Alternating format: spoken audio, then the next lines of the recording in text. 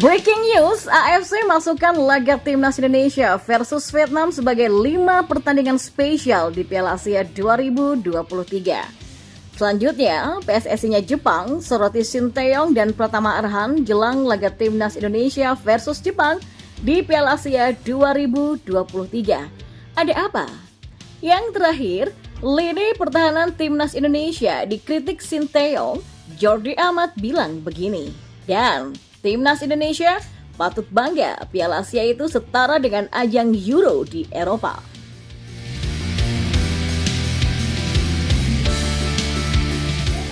Ya, Konfederasi Sepak Bola Asia atau AFC menyebut laga Timnas Indonesia versus Vietnam sebagai satu dari 5 pertandingan spesial di fase grup Piala Asia 2023. AFC menyebut laga ini spesial karena untuk pertama kalinya rival di Asia Tenggara ini bersua di Piala Asia 2023. Indonesia adalah dua tim yang tidak perlu diperkenalkan satu sama lain. Dua tim ini sudah berhadapan di Asia Tenggara selama bertahun-tahun. Yang terbaru, kedua tim bertemu di semifinal Piala AFF 2022, tulis AFC di laman resmi mereka pada Rabu 10 Januari. Laga ini masuk kategori spesial karena untuk pertama kalinya dalam 52 tahun bergulirnya Piala Asia, kedua tim asal Asia Tenggara ini bertemu. Lanjut laporan tersebut. Ya, kemungkinan besar tim yang memenangkan laga ini bakal lolos ke 16 besar di Piala Asia 2023. Selain juara dan runner-up grup, ada 4 tim peringkat 3 terbaik yang diizinkan lolos ke 16 besar Piala Asia 2023. Bagi Vietnam, pencapaian terbaik mereka di Piala Asia adalah menembus perempat final Piala Asia 2007 dan 2019. Sementara Timnas Indonesia, skuad Garuda, tak pernah lolos ke fase gugur.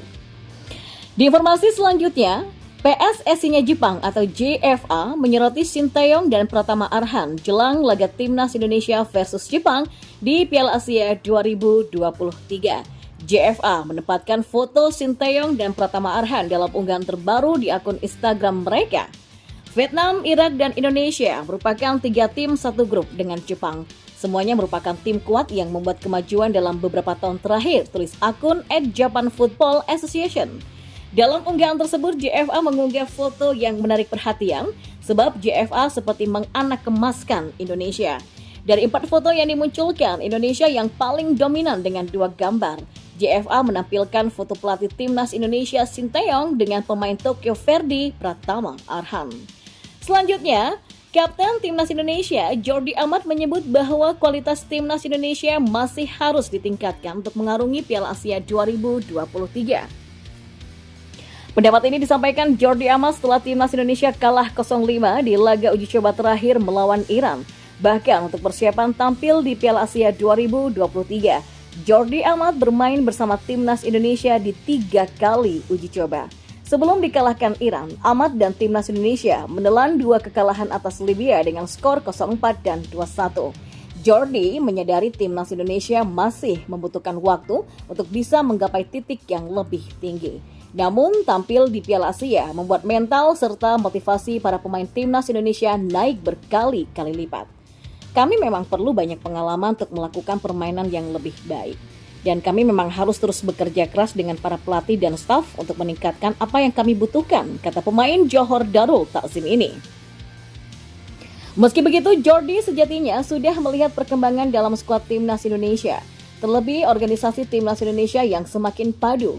Uji coba yang bagus ya. Ini sekarang saya bisa katakan bahwa saat bertahan kami harus menjadi tim kecil di mana semua orang bakal berlari bersama untuk bisa menjadi tim yang lebih kompak, katanya. Timnas Indonesia memang semakin bersiap menatap perhelatan Piala Asia 2023. Tergabung di grup D bersama Irak, Vietnam, dan Jepang tentu bukan jalan yang mudah bagi skuad Garuda. Namun begitu, sejatinya Timnas Indonesia sudah melakukan persiapan panjang untuk berlaga di kancah Piala Asia 2023.